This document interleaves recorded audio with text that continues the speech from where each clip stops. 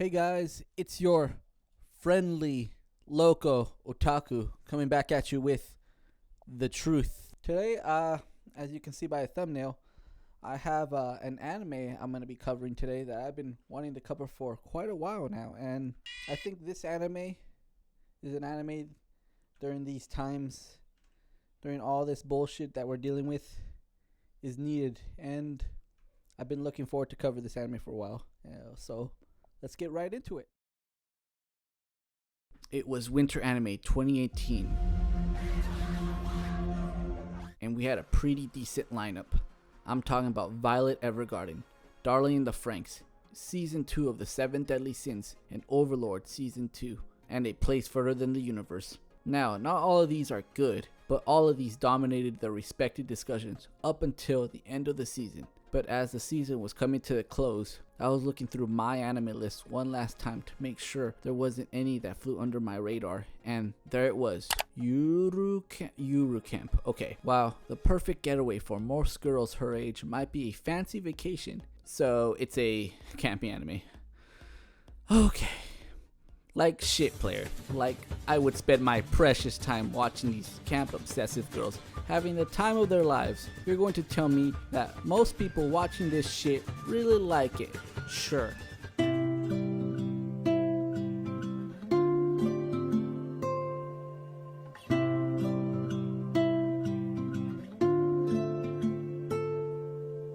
So, to no one's surprise watching this video, I fell in love with Yuru Camp. As of the time that I'm writing the script, I have watched the anime just recently, and it's my third time watching it. Going into Yuru Camp, I thought that it was just an anime about girls camping.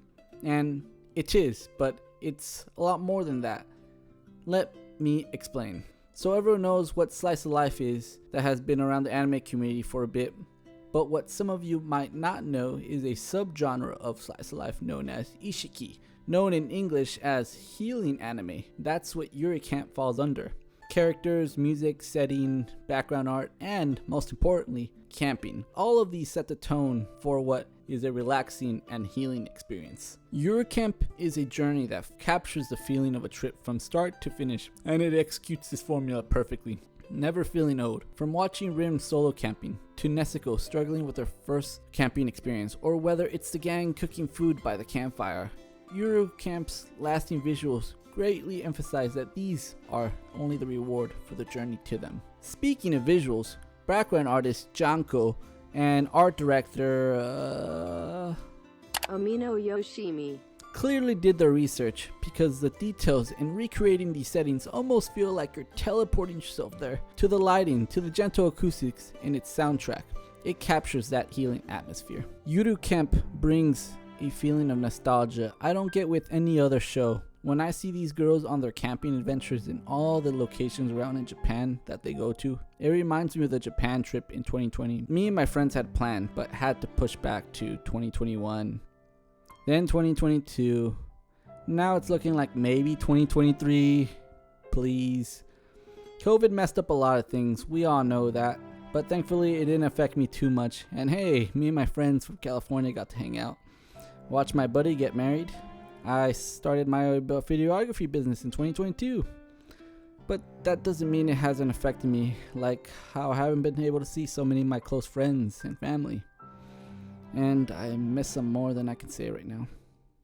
And that's where Yuru Camp really shines. At a time where we are forced to be inside and can't do what we want with friends and family, Yuru Camp embraces our time alone. For all of its group outings, it spends a large portion of its time with best girl Rin, enjoying a quiet ride through the lush, beautiful scenery and the self-reflecting healing effects of its almost meditative connection to nature. Season 1 focuses more on Nezuko and her friends becoming a part of Rin's world and developing their relationship through the season. As the season progresses, Rin is brought into the group dynamic, where before the camping was mostly just a hobby for her to express herself. Nezuko breaks Rin's bubble, allowing her to find the joy in these shared experiences. Season 2 then offers more of the reverse, with Nezuko seeing the value in Rin's independence, eventually taking a solo venture herself. Yuru Camp presents us with a lot of themes at the start of the first season, from the more common ones like valuing independence to treasuring those closest to you. That's all well and good, but where I find the show's most important theme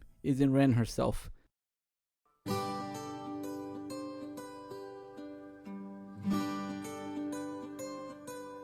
Season 1 presented us with the common arc, the introverted loner character meeting the bubbly extroverted and gradually coming out of their shell. With many shows, their message about the introverted loner character is typically, yo bro, why you by yourself all the time? That's not healthy, man. You need to put yourself out there more, bro. As you can see, it's normally in a very stereotypical negative light. I mean, I get it. There's value in forming genuine relationships. We're human after all, and we need these relationships to survive. But rarely does a show illustrate the value in the opposite side as someone who really connects to the peace and comfort Rin finds in this time to herself. It's refreshing to see an anime portray an introverted character like this without making them an outcast, creep, or some deemed fundamentally broken. When Nezuko asks Rin why she likes doing these things alone, Rin tells her, the things you see, the things you eat, you get to spend time contemplating things. I think solo camping is a way to appreciate loneliness. Yuru Camp doesn't just